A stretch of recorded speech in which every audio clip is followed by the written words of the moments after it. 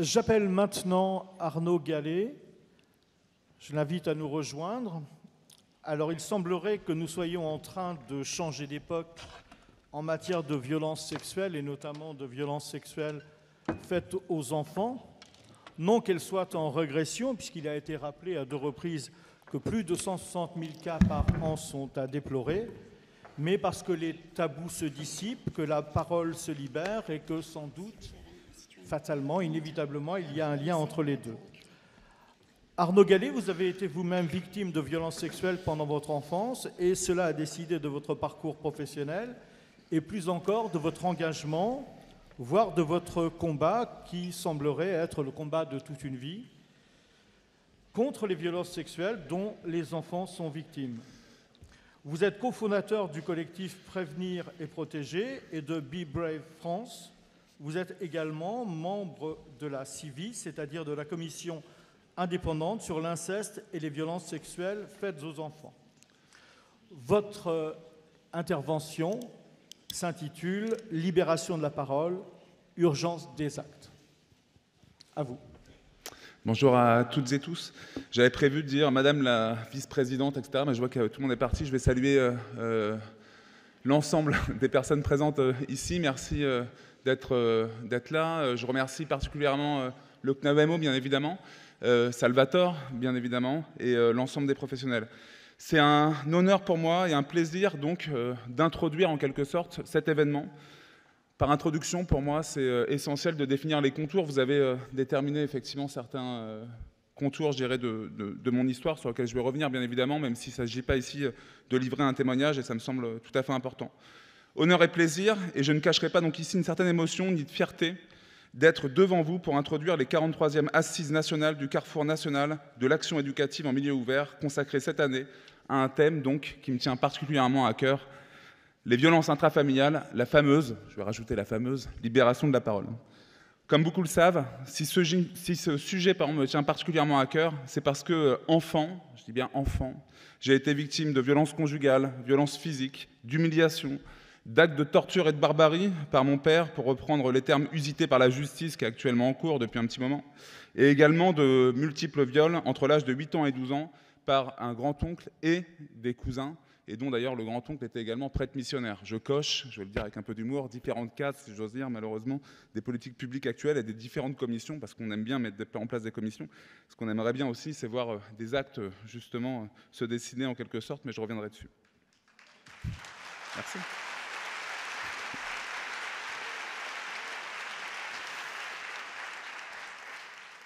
Puisque je ne suis pas que victime, il est important de me présenter à vous. Je suis actuellement, et je vais commencer par là bien évidemment, vous ne l'avez pas dit dans la présentation, ça me semble important pour saluer également l'ensemble des professionnels de cette belle association qui est la Fondation Olga Spitzer. Je suis donc le directeur général de la Fondation Olga Spitzer. Alors si ce n'est pas à ce titre-là que j'interviens aujourd'hui directement, je tiens ici à partager avec vous une anecdote dont j'ai très peu parlé, y compris aux directrices, directeurs présents ici. Vous savez, quand j'ai pris mes fonctions il y a maintenant 2 ans, j'ai reçu environ 30 mails de professionnels sur le terrain qui me disaient « c'est un plaisir de vous voir arriver, je souhaite que ça reste confidentiel », donc je tairai bien entendu leur nom, et qui me disaient soit avoir été victimes elles-mêmes, soit leurs frères, leurs sœurs, etc. Et de fait, effectivement, on était en quelque chose qui changeait d'une certaine manière, sur laquelle je vais revenir, avec notamment toute la question du mouvement MeToo. Je tiens à le livrer ici, parce que je pense que c'est un signal important, c'est dire que les choses avancent. Il y a certes, à mon sens, quelque chose de l'ordre d'une communauté, d'une certaine manière de victimes, sur laquelle je pense qu'on va pouvoir s'élargir, et je pense que le mouvement MeToo y est pour beaucoup.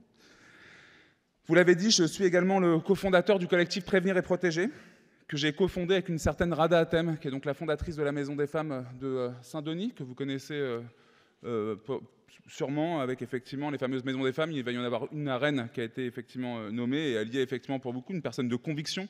On a été en 2019 grande cause nationale sous Édouard Philippe, et la grande cause était dédiée et consacrée à la lutte contre les violences sexistes et sexuelles faites aux femmes et aux enfants. Victime d'un double inceste, pour le dire de cette manière-là, j'ai activement participé au mouvement MeToo Inceste, aux côtés notamment, malgré moi, pour le dire de cette manière-là, de Camille Kouchner. Alors je vais le partager ici, j'ai été dans le fameux numéro de l'Obs, avec Camille Kouchner sans que même que l'Obs me le dise ou quoi que ce soit, sans que la journaliste elle-même soit informée. Et donc ça m'a propulsé, malgré moi, à porter cet étendard que je porte avec fierté aujourd'hui, convaincu que nous sommes toutes et tous victimes de pédocriminalité, de violence intrafamiliale, et que derrière les mots d'ailleurs violence intrafamiliale, on cache beaucoup de choses qu'il s'agit bien entendu à mon sens de définir, sur lesquelles je reviendrai. En 2022, j'ai cofondé avec Mie Koyama, qui est la présidente de Moi aussi Amnésie, le Be Brave France. Pour aller très rapidement sur la présentation, Be Brave France, c'est un mouvement unique aujourd'hui, c'est un mouvement international qui part notamment d'Amérique, mais qui est donc à travers le monde, où vous avez des victimes qui se réunissent et qui ne sont pas que victimes. Vous avez des champs d'expertise, et notre force c'est ça, on travaille sur le lobbying, on n'est pas sur des groupes de parole, on souhaite faire avancer la société avec la société. On a des personnes comme Robert Schilling, qui était l'ancien chef de service de lutte contre la pédocriminalité en ligne d'Interpol. On a des personnes qui étaient hauts fonctionnaires de l'administration Obama. On a des personnes un peu partout, parce que les violences sexuelles sont partout.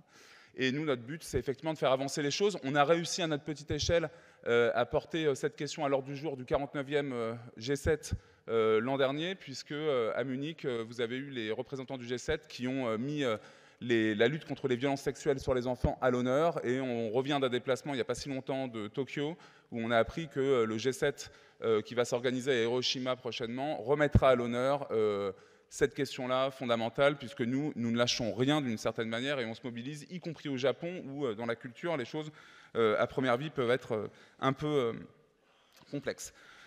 Alors, attendez, pardon. En 2022, pour l'association Stop VO, dont je suis le trésorier, qui figure parmi les exposants, voilà, que je salue également les personnes qui sont présentes, et avec mes différentes casquettes, si j'ose dire, de droit de l'enfant, j'ai été nommé expert au Comité national olympique du sport français, pas parce que je suis un athlète ou quoi que ce soit, bien entendu, mais parce qu'il y a une dimension, je dirais, d'expertise qui est portée activement. Je souhaitais le dire ici, c'est pas pour rien. Je vais faire comment dire, une petite com à ce propos. Il faut savoir que le sport aujourd'hui agit énormément. On le doit beaucoup, à mon sens, à l'ancienne ministre Roxana Maracineanu. Et demain, je serai également convié. On met en place les premières assises internationales de lutte contre la pédocriminalité dans le sport. Vous voyez, donc il y a des choses qui se passent. Je rêve, c'est dommage que la secrétaire d'État ne soit pas là aujourd'hui. J'aurais eu le plaisir de lui dire. Elle ne sera pas là demain, a priori non plus. Donc j'espère bien qu'elle vienne vendredi, bien entendu. Et ce que je souhaite, bien entendu, c'est qu'il y ait un jour, bien entendu, des assises consacrées également à la lutte contre les violences sexuelles dans les établissements de protection de l'enfance, etc., puisque nous avons, à mon sens, un vrai sujet. Alors je commencerai tout naturellement, si vous le permettez, cette introduction, donc par remercier chaleureusement le CNAEMO, ses équipes, son conseil d'administration, Monsieur le Président, cher Salvatore, forcément de porter ces sujets à l'ordre du jour qui me touchent particulièrement. Je veux faire un petit clin d'œil, comme j'avais prévu dans ma note, à Alexandra Vieres, qui était mon contact privilégié au sein du CNAEMO, qui, pour me rassurer la semaine passée, et pas plus tard qu'hier, m'a dit « C'est bon, vous êtes prêts à prendre la parole devant plus de 1000 personnes ?» Donc, effectivement, je le dis de cette manière, au moins ça m'a détendu un peu, je me suis dit que j'allais le dire. C'est un peu ça. Parler des violences intrafamiliales, pour moi aujourd'hui, je souhaitais l'aborder sur la question essentielle, bien évidemment, et d'autres le feront sous l'angle des dominations. Pourquoi, pour moi, c'est une question effectivement qui est essentielle, puisque vous avez une relation asymétrique déjà entre un enfant et un adulte. C'est essentiel effectivement de le situer. Des relations également de domination, malgré nous, entre les êtres que nous sommes, dans les places sociales que nous occupons, et y compris, à mon sens, et c'est essentiel de le rappeler, entre des professionnels de la protection de l'enfance, d'un côté, et des enfants et des familles, malgré toute la meilleure volonté qu'on met en place. Il y a une relation qui est asymétrique, au regard d'ailleurs de l'intervention même en tant que telle qui est posée. Par domination, et c'est important, je me suis dit, comme c'était sur un sujet de formation, je ne pouvais pas parler de domination sans parler d'un certain Max Weber, qui est effectivement le père de la sociologie allemande, qui, sur la fin du XIXe siècle, qui définissait de cette manière-là la domination. Domination, Herrschaft, signifie la chance de trouver des personnes déterminables, prêtes à obéir à un ordre de contenu déterminé. Et il allait plus loin, il allait jusqu'à dire effectivement que la domination, ce n'était pas le fait qu'un dominant domine un dominé, mais c'est que le dominé en tant que tel reconnaissent ce pouvoir aux dominants. Et je pense qu'aujourd'hui, je reviendrai dessus avec le mouvement MeToo notamment et d'autres choses, il y a des choses qui sont en train de se bouger sociologiquement pour équilibrer tout du moins ce rapport, voire même, d'une certaine manière, que les dominés prennent un peu plus le pouvoir, si je peux dire les choses de cette manière-là.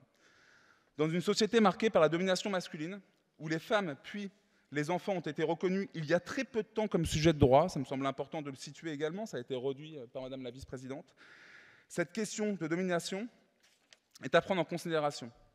Si la femme n'est libre et demeure égale de l'homme en droit, c'est bien ce que nous enseigne la Déclaration universelle des droits de l'homme, on sait que ce n'est que le 23 juin 1836 qu'est organisé l'enseignement primaire pour les filles. Il faudra attendre 1861 pour attendre qu'une certaine Julie Daubié soit autorisée à se présenter au baccalauréat.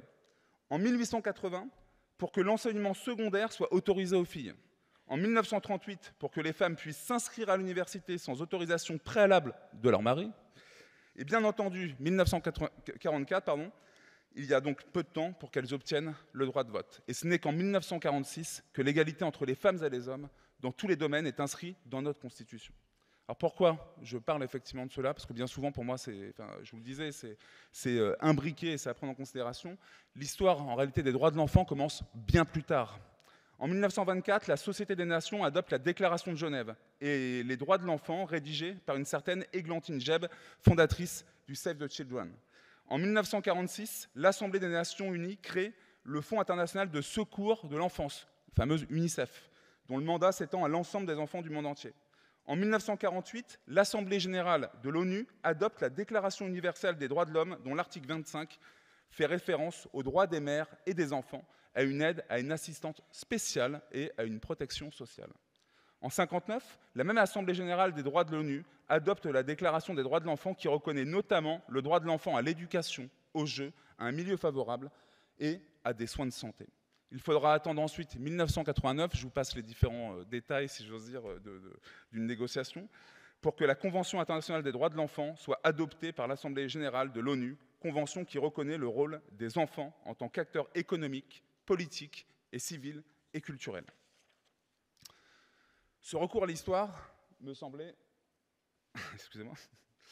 Ce recours à l'histoire, me semblait essentiel pour désigner les violences intrafamiliales dont les victimes sont très majoritairement des femmes et des enfants.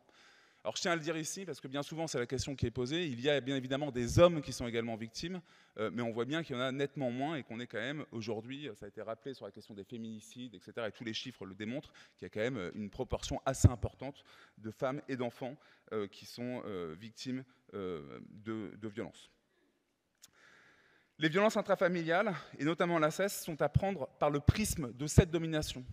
C'est ce que nous enseigne notamment, et je vous invite, alors je vais donner quelques références, je n'ai pas le temps de le faire, j'étais notamment en Civis, on a auditionné récemment l'anthropologue Dorothée Bussy, je vous invite à lire un livre remarquable qui est Le berceau des dominations, où elle évoque effectivement pourquoi, d'une certaine manière, l'inceste en tant que tel, et cette représentation symbolique même de la domination, et d'une certaine manière, pourquoi ça passe sous tous les radars quasiment, et donc c'est un gros travail qui a formulé. Ce qui est plutôt rassurant aujourd'hui, c'est que Dorothée Bussy, qui était alors minoritaire, devient aujourd'hui, je ne vais pas dire majoritaire, mais commence à être enseignée au niveau des différentes facultés, et l'anthropologue que je suis également en est également très fier. Je vous renverrai également, à mon sens, aux multiples travaux qui ont été faits sur ce propos, sur l'histoire du viol, qui a été fait notamment par l'historien Georges Vigarello, qui est à prendre en considération aussi, je pense qui montre bien que les choses avancent. On a beau dire qu'il y a effectivement beaucoup à faire, mais je pense que c'est essentiel dans vos pratiques de vous nourrir aussi, à mon sens, de ce type d'études.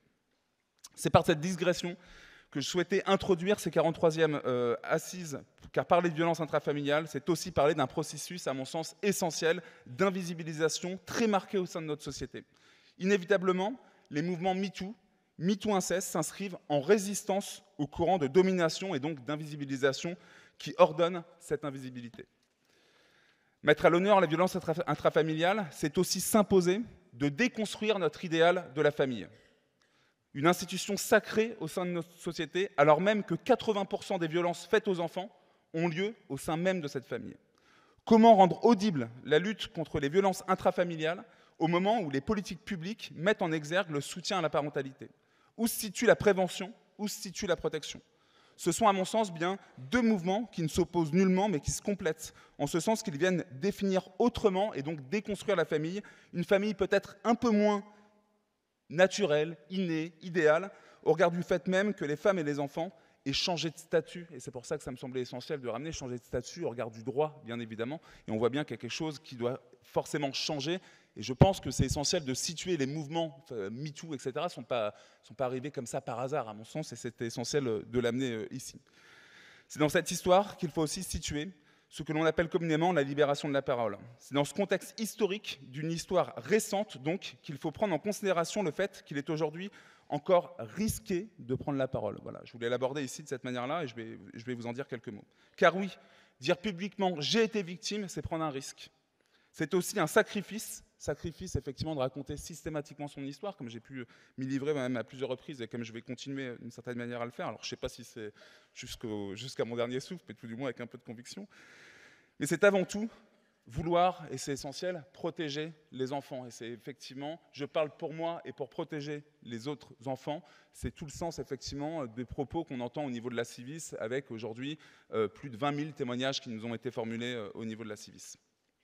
Par prise de risque, j'entends à mon niveau, et je voulais le partager ici avec bienveillance bien évidemment, les différentes remarques quand on est victime qu'on peut avoir, des remarques qui sont amicales, de personnes effectivement qui vous tapent sur l'épaule en vous disant « il est bien ton combat », ou des personnes qui des fois effectivement sont peut-être un peu moins amicales et qui vous font dire d'une certaine manière que peut-être que vous n'avez peut-être pas grand-chose à faire au niveau de la protection de l'enfance au regard de ce que vous avez vécu, comme ça peut pu m'être dit à certains moments, je le dis ici, parce que je manquerai éventuellement d'objectivité. Ce qui me semble essentiel, c'est que ça montre ni plus ni moins qu'il faut qu'on ait une conscience collective, qu'on est toutes et tous victimes de violences sexuelles. Alors oui, il y a des victimes qui le sont un peu plus, comme moi, effectivement, parce qu'enfant, je l'ai été, mais je pense que toute la société est complètement abasourdie par cette violence-là, et il nous faut lutter collectivement, et je pense qu'on arrivera à lutter collectivement à partir du moment où on changera, et on arrivera tous à comprendre qu'on est co-victimes de ces violences, qui sont bien entendu insupportables, et qui ne sont pas inversées, puisque ce sont bien les agresseurs qui sont, et tout le système qui remettent en question.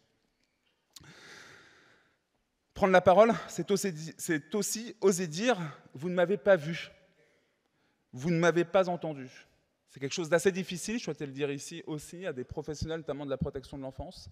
Et je pense que c'est à resituer dans ce que je nommais tout à l'heure, une forme de culture de l'invisibilité qu'on a, et donc qui se traduit forcément au sein des pratiques professionnelles, quels que soient les bons professionnels que vous pouvez être toutes et tous. Et c'est la conviction que j'ai profondément, puisque là aussi je le partage, certains, même en me voyant arriver à Olga Spitzer ou ailleurs, se sont dit quel regard je peux avoir sur le travail social. J'ai un travail plus que bienveillant sur tout le travail qui est fait.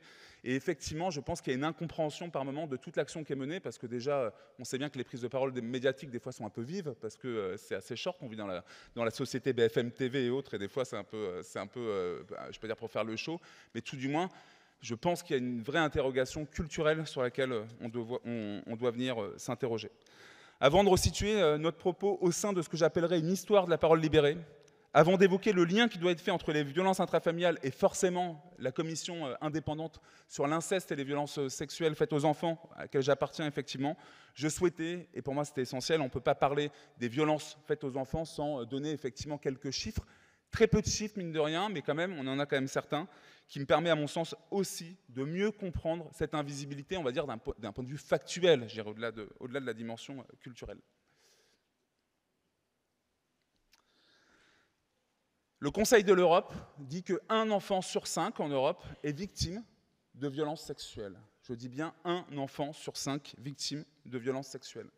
Salvatore le disait tout à l'heure, et d'autres, on le redira, la Civis, on évalue à peu près, je vais vous dire pourquoi à peu près, à 160 000 enfants victimes chaque année de violences sexuelles dans leur enfance. 160 000.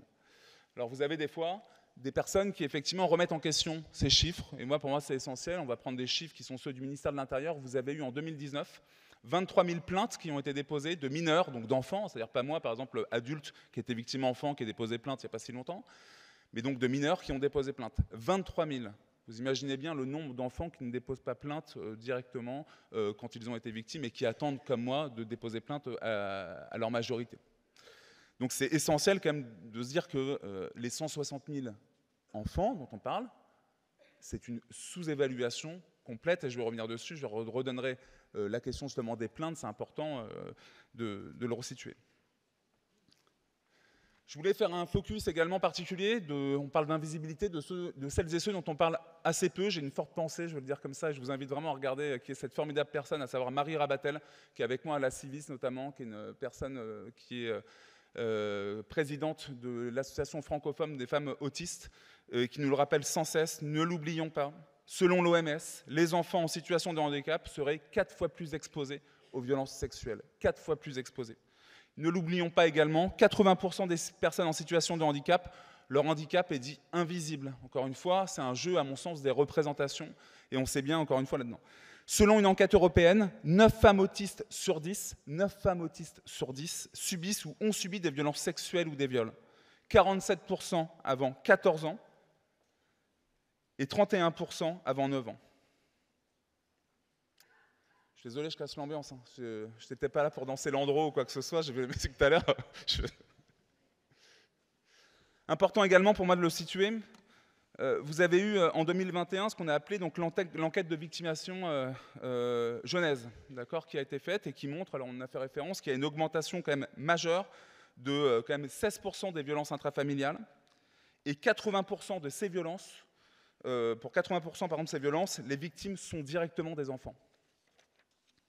Une augmentation de 13% des violences physiques et de 26% des violences sexuelles. Alors qu'on peut expliquer, hein, bien évidemment, on le disait, il y a la question du confinement, il y a la question aussi, je pense, de MeToo, différentes choses, mais quand même. C'est-à-dire qu'on est dans quelque chose où aujourd'hui, la vraie question qui est posée à mon sens, c'est pas tant cette augmentation des chiffres, je reviendrai après là-dessus, c'est la vraie question, c'est la question de la justice et comment vous, derrière, vous faites votre travail, à mon sens, comment les professionnels de protection de l'enfance font leur travail au regard, à mon sens, de décisions par moments judiciaires qui sont un peu, je ne vais pas dire contestables, mais qui peuvent être un peu remises en question, à mon sens.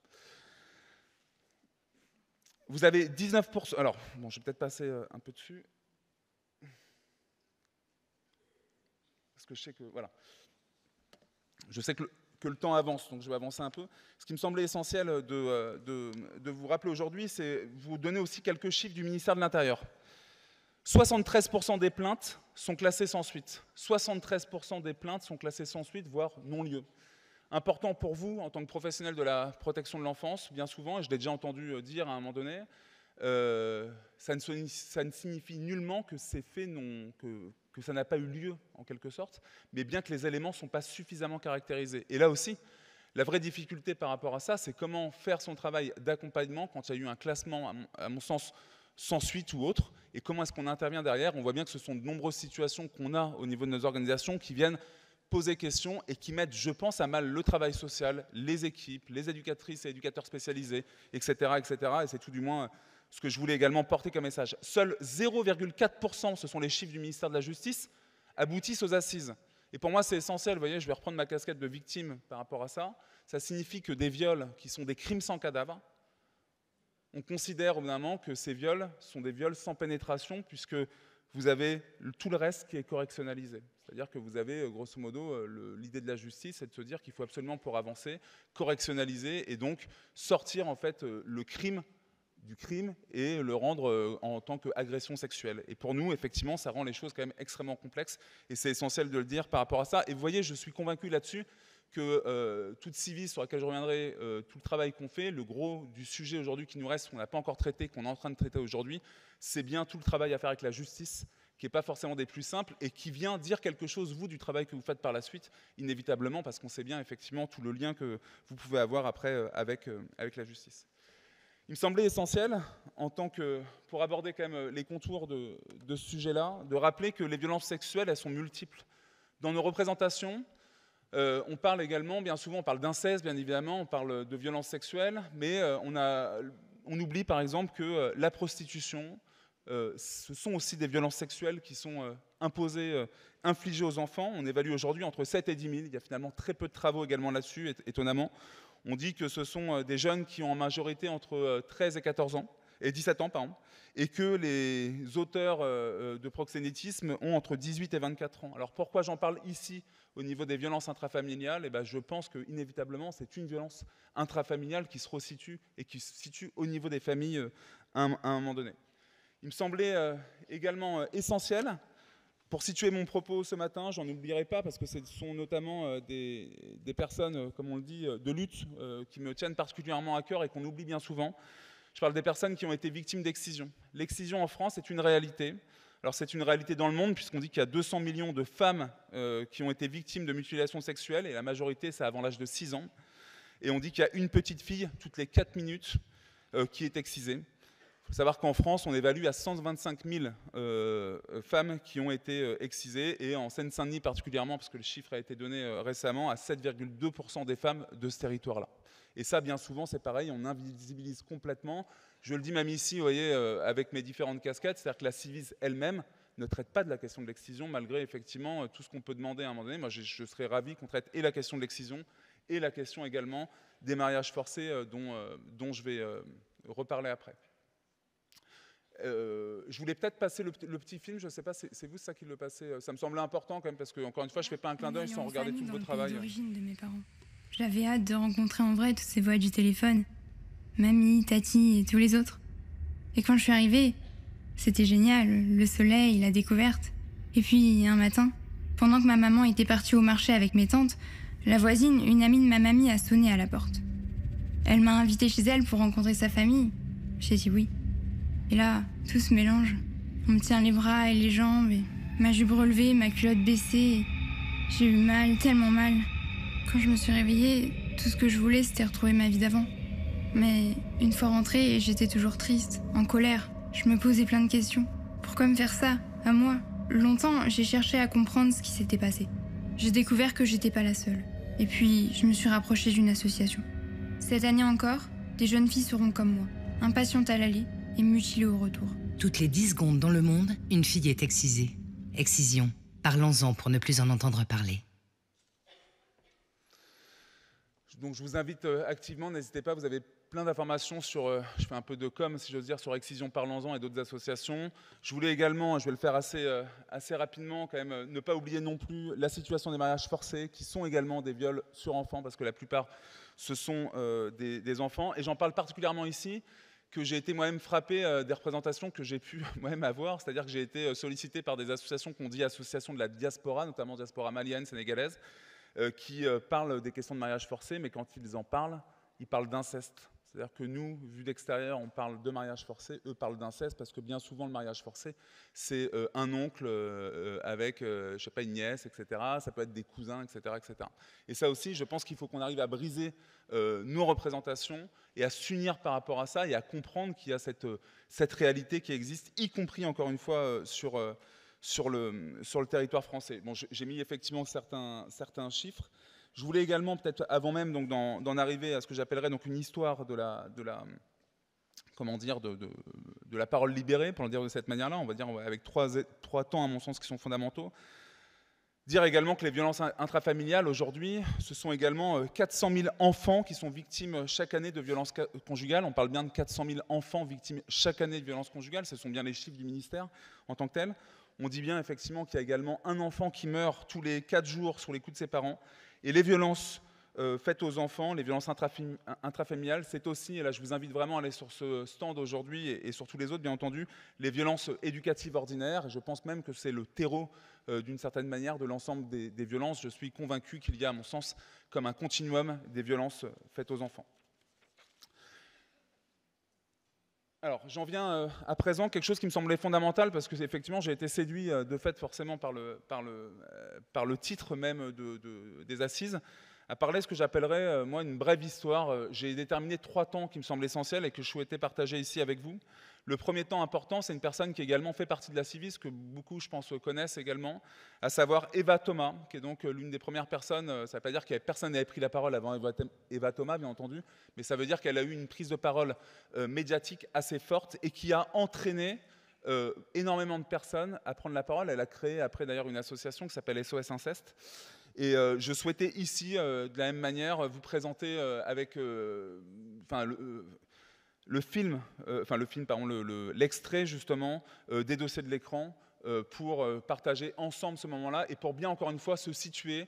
Je vous invite vraiment à être, je dirais, à avoir tout un intérêt autour notamment des différentes réactions sur le plateau qui, à mon sens, me semblent tout à fait spectaculaires, mais qui montrent bien tout le travail qu'on a encore à faire aujourd'hui.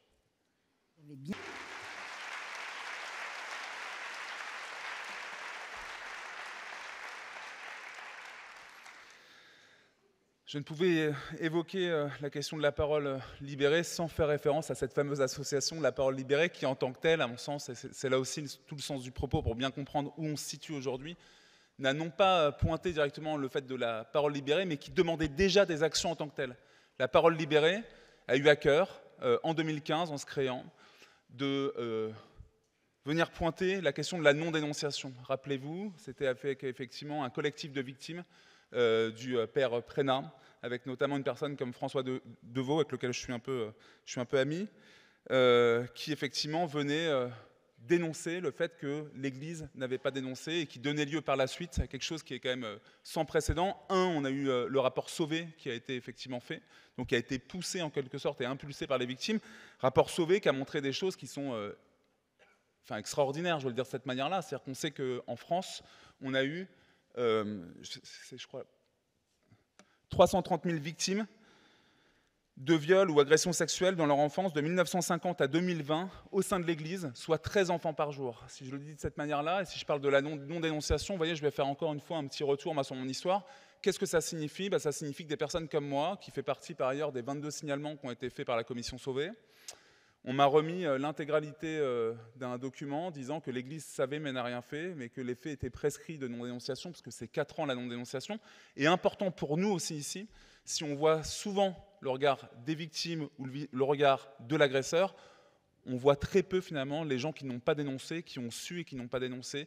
Et il y a aujourd'hui, de sources sûres, puisqu'on a été quand même demandé au niveau du ministère de la Justice, aucune condamnation pour non-dénonciation en France. C'est-à-dire qu'on est dans quelque chose qui est de l'ordre, c'est ce qui cultive l'omerta en réalité. C'est-à-dire tant qu'on n'avance pas là-dessus. Donc vous voyez, quand je dis qu'on a encore la parole libérée sur la question effectivement d'Eva Thomas, c'est bien d'avoir une parole empathique, etc. Il n'y a pas de sujet par rapport à ça. Mais je pense que les vraies attentes, celles des victimes, et c'est bien ce que vient dire la parole libérée, c'est bien de pouvoir agir, et notamment quand on ne dénonce pas, d'être en capacité au bout d'un moment de punir, parce que c'est répréhensible théoriquement, c'est déjà inscrit dans le code pénal. Ça a d'ailleurs été renforcé par la loi de 2021, puisque de 4 ans, on est passé de 10 à 20 ans en cas d'inceste. Et ça, effectivement, on voit bien qu'aujourd'hui encore, on a du mal. Là où on a du mal également, c'est que dans... C'est dommage que la secrétaire d'État, encore une fois, ne soit pas là, mais je l'ai déjà dit à plusieurs reprises, c'est qu'on est quand même face à des délais de prescription qui sont complètement fous et qui font qu'aujourd'hui, même sur la question d'ailleurs du rapport Sauvé en tant que tel, vous avez 90% des victimes. Pour 90% des victimes, les faits sont prescrits. Et donc on est dans un déni total de justice. Je ne vais pas m'étendre là-dessus. J'étais moi-même, là, ces derniers temps, en plein dans cette question de fameuse réparation au niveau de l'Église, mais ça donne lieu à des choses complètement folles qui se passent dans un état de droit. Alors même que nous, ce qu'on souhaite, effectivement, je dis nous, au niveau de Be Brave France, mais bien plus, d'ailleurs, je pense au niveau de la Commission, c'est un vrai examen également de l'ensemble des corps d'État, puisque l'Église n'agit pas en vase clos. Ça, c'est pour 25% des victimes. C'était des victimes qui étaient dans des établissements sous contrat avec l'éducation nationale, etc. On peut se poser la question, au bout d'un moment, de la manière dont l'éducation nationale s'est saisie. Pour certains, s'il s'agissait d'enfants qui étaient placés, donc il s'agit de se dire, au bout d'un moment, tiens, pourquoi est-ce que les conseils départementaux n'ont pas réagi ? Pas pour se dire qu'il faut tirer à boulet rouge, mais pour qu'on ait un vrai enseignement de ce qui s'est passé par rapport à ça. En tout cas, nous, c'est ce qu'on souhaite. J'ai un rôle très ingrat, on me signale qu'il faut que vous terminiez dans moins de 10 minutes. Très bien, c'est parfait. Je suis dans les temps. J'avais prévu. Alors, important également pour situer quand même pour moi le contour de cette fameuse parole libérée, il y a eu un moment, on peut reprocher des choses, et c'est pas ici que je vais le dire au président de la République ou quoi que ce soit, néanmoins c'était essentiel pour moi de le rappeler, il y a eu une prise de parole historique du président de la République le 10 décembre. Il y a eu 2 paroles historiques. Le 10 décembre 2020, il nomme Elisabeth Guigou, qui ne restera pas à ce poste-là, mais à la tête d'une commission inceste. Je nommais commission Guigou, c'est intéressant, mais c'est bien une commission inceste.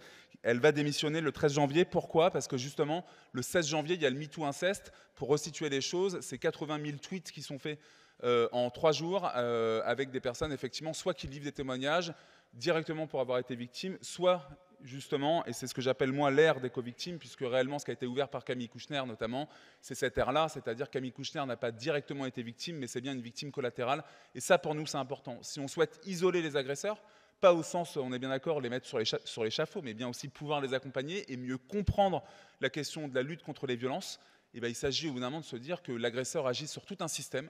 Il peut y avoir des gens qui ne dénoncent pas, il peut y avoir des gens également qui sont victimes, et ça pour nous c'est essentiel par rapport à ça, et je pense que la portée symbolique de l'action MeToo inceste dont on parle pas suffisamment, et qui nous a fait énormément de bien à nous victimes, c'est que vous avez énormément de personnes, de membres de la famille, qui se manifestaient pour dire effectivement et témoigner tout leur soutien qu'elles n'avaient peut-être pas fait jusqu'alors auprès de soit de leurs frères, de leurs sœurs, etc., qui avaient été victimes.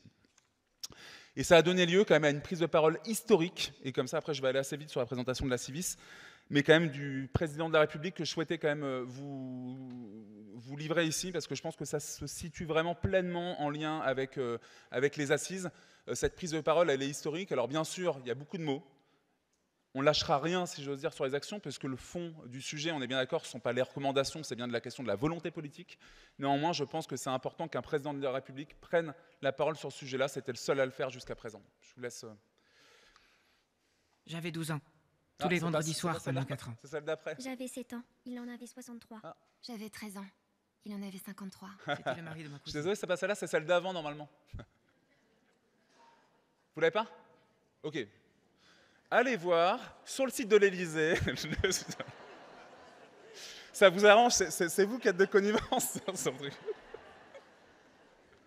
Donc il y a la mise en place de la Civis donc le discours du président de la République annonce notamment la mise en place de la Civis, surtout pour aller très vite, et je ne vais pas paraphraser notre cher président, bien entendu, mais Emmanuel Macron disait bien effectivement aux victimes, vous ne serez plus jamais seuls, le fameux « vous ne serez plus jamais seuls », et appelé de ses voeux à certaines actions qu'il allait mettre en place, et une loi qui a été faite juste derrière, on avait toutes et tous été reçus par le garde des Sceaux, et avec effectivement d'autres actions à venir, et qui vont être donc suspendues d'une certaine manière aux recommandations faites par la Civis.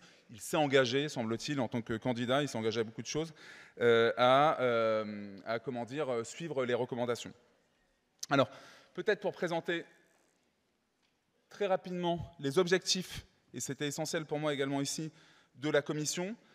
La priorité de la Commission, c'est écouter et entendre les victimes. Ça, c'est vraiment une priorité qui a été fixée, c'est-à-dire que c'est donner en fait un cadre. Ça ne veut pas dire que moi j'ai eu du mal en fait en tant que victime à comprendre ces termes-là, mais effectivement, il y a un après et un avant, si j'ose dire, MeToo, MeToo Inceste, et surtout, il y a quelque chose d'unique, c'est-à-dire que dans cette commission, en fait, c'est d'une certaine manière l'État qui reçoit cette parole, là où jusqu'à présent, en fait, cette parole, elle était à l'air libre, si j'ose dire, voire même elle n'était pas entendue, puisqu'on mettait sans cesse la chape de plomb. On a deux impératifs, donc permettre à des adultes victimes dans leur enfance ainsi qu'à leurs proches de témoigner pour protéger les enfants d'aujourd'hui et de demain par la mise en place d'un numéro effectivement d'écoute. Alors je vais peut-être avancer dessus parce que je vous invite vraiment à regarder, vous avez des numéros d'écoute donc, qui ont été mis en place. Je le disais tout à l'heure, on a aujourd'hui quand même reçu plus de 10 000 appels émanant principalement donc, de victimes, avec beaucoup de personnes dont les faits sont prescrits également, mais pas que, avec des fois des signalements d'ailleurs qui sont faits, puisqu'on peut avoir aussi des parents qui sont dans le désarroi. Et ça a été porté notamment par le collectif féministe contre le viol, puisque la ligne d'écoute est portée par ce collectif. Le deuxième enjeu pour nous, c'est de proposer aux victimes un accompagnement et une orientation adaptés à leur situation. D'accord ? Et ça, pour nous, c'est essentiel. Et donc, ça s'appuie sur deux objectifs. Connaître et faire connaître l'ampleur des violences sexuelles faites aux enfants et leurs mécanismes, et y sensibiliser la société ainsi que les professionnels au contact des enfants.